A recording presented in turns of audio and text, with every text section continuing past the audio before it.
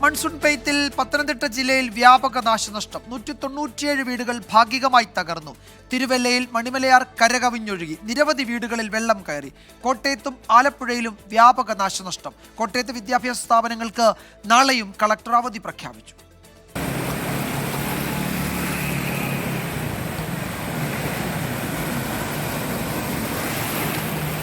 മണിമലയാർ കരകവിഞ്ഞൊഴുകിയതോടെയാണ് തിരുവല്ലയിലെ വിവിധ പ്രദേശങ്ങൾ വെള്ളത്തിലായത്. വീടുകളിൽ വെള്ളം കയറിയതോടെ നിരവധി കുടുംബങ്ങളെ ക്യാമ്പിലേക്ക് മാറ്റി.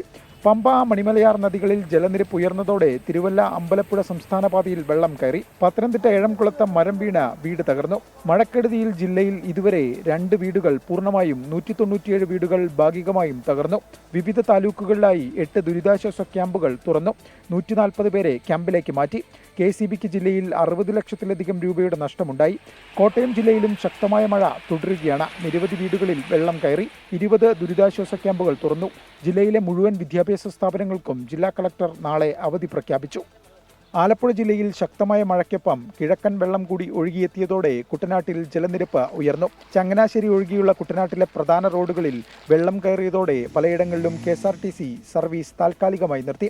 ആലപ്പുഴ തുറവൂരിൽ വീടിന് മുകളിൽ മരം വീണ് ഗർഭിണിക്ക് പരിക്കേറ്റു. കോട്ടപ്പള്ളിപ്പൊഴി കൂടുതൽ വിസ്തൃതിയിൽ മുറിക്കാൻ ജില്ലാ കളക്ടറുടെ നേതൃത്വത്തിൽ അവലോകന യോഗം ചേർന്നു. വിവിധ ബ്യൂറോകൾക്കൊപ്പം 24 പത്തനംതിട്ട.